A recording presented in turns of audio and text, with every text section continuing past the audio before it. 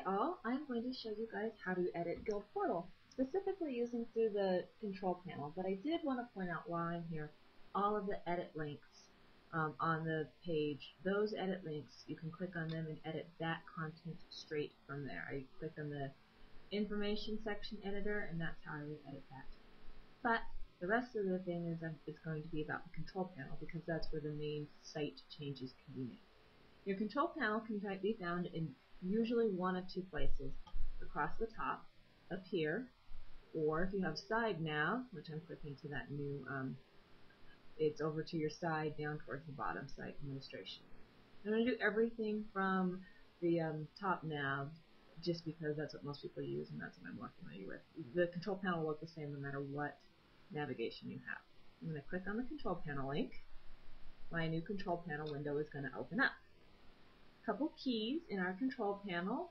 You should always open up to Guild Portal News and Service Updates over here to the right, and that will give you all of our changes. All of your information, the neat will be on the right, and sort of the navigation is on our left. So I'm going to go over our navigation on our left. It starts out with General Tools and Settings. This is where you can change your name, game, and server. If you have a game that has integration, that would be next. You have WoW integration, you have AM integration, you have a couple other sites that have integration. If you don't have one of those games, that link won't be here. We have a pretty nifty alliance feature, which I will go over in another video. We have our admin logs. You would click on here if you wanted to see who made what kind of changes later.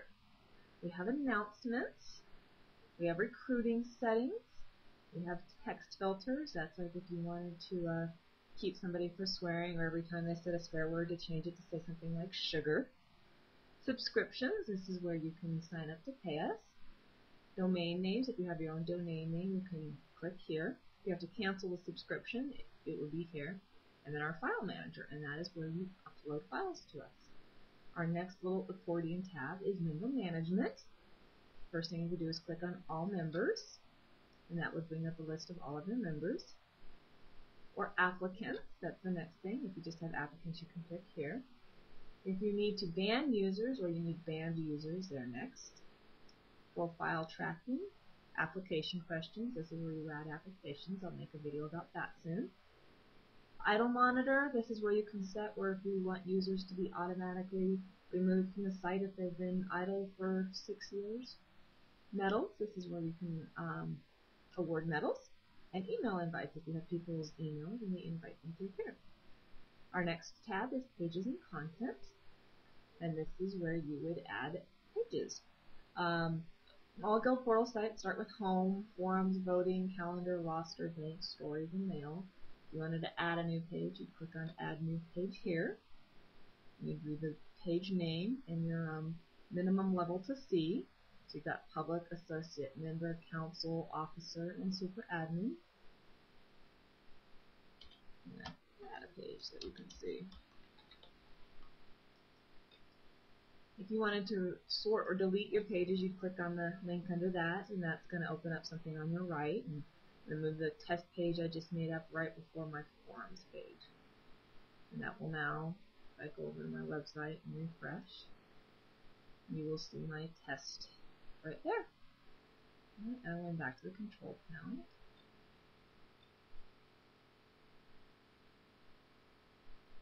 Sorry, opened up a new window. We were at pages.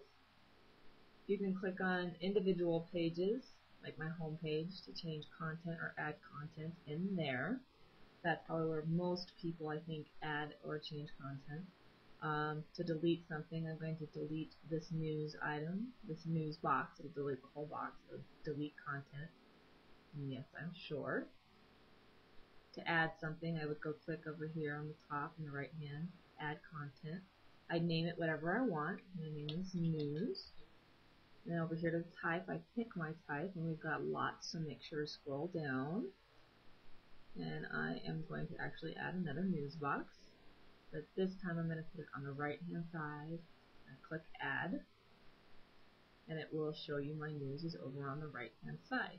If I don't like it there, I don't have to go back to the boxes. I can just drag and drop from here. So now my news is down here.